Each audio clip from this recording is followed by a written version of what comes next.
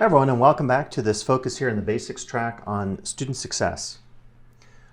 So we should say that regardless of what modality you're teaching in, DE, ISP, or face-to-face, we should have a focus on student success in our class. Generally, it refers to all the ways in which our students achieve their educational and life goals. So it could be something as simple as passing our class. It could be eventually becoming a physician or a nurse or an airline pilot, whatever that goal happens to be. We often speak of persistence and retention as part and parcel of student success.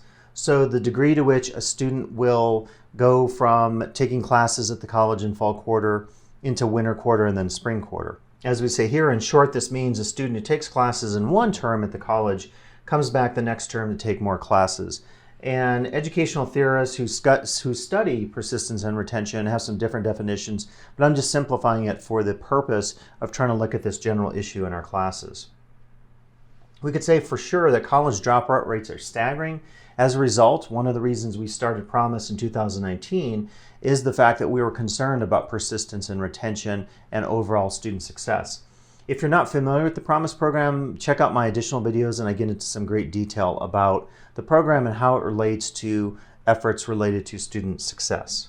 Your students' personal goals may vary in terms of success, but in general, some might like to achieve a degree, of course, a certificate, job skills, and even personal enrichment. Now, the curious thing in 2019 is we're talking about our new funding formula for the state.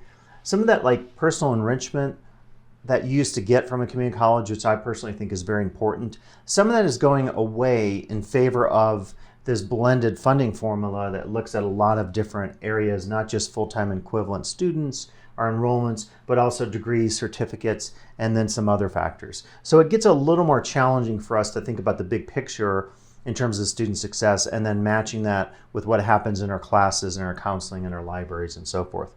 Now, I target this one specific to DE instructors, this tip. If you notice after reviewing grades that a student is struggling, reach out to him or her and inquire about how you can help.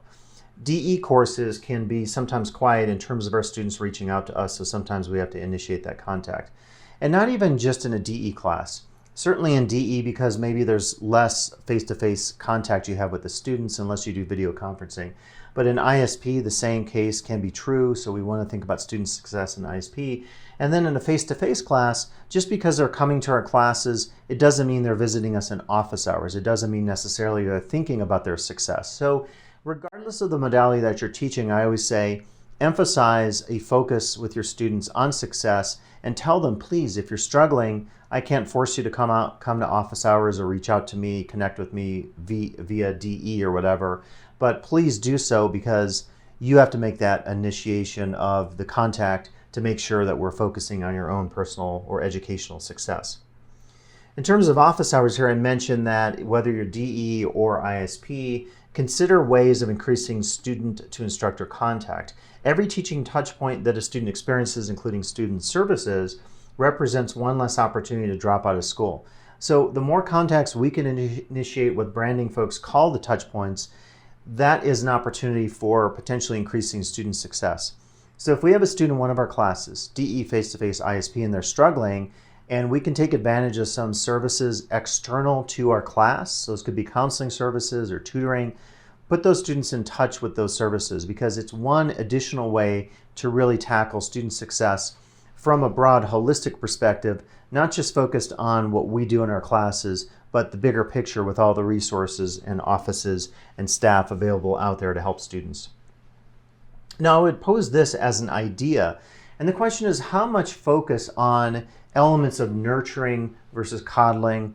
What kind of focus should we be talking about? Because I think some of us would say that while it's great that a community college focuses on creating a nurturing environment with their students, too much of that could result in the coddling of students.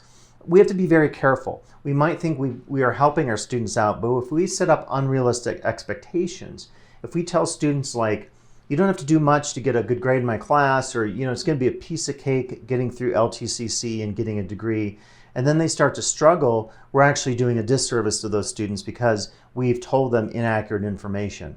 I personally fall somewhere in the middle of this. I don't like to nurture too little, but then I don't like to nurture so much that it's hand-holding or coddling our students. So I think it's a tricky dynamic to negotiate and something for us to think about in the future. And that'll be it today in this focus on student success in the basics track. And if you have additional ideas for how we as faculty could increase student success, drop me a line. I would be happy to set up a teaching talk at the college virtually as well, so you could participate and give some opinions as far as this issue of how much is too much in terms of nurturing, and then also maybe give us some of your strategies of how you increase student success in your own academic class or other work that you do at the college. So thanks and good luck, and I'll be back with additional videos in the future.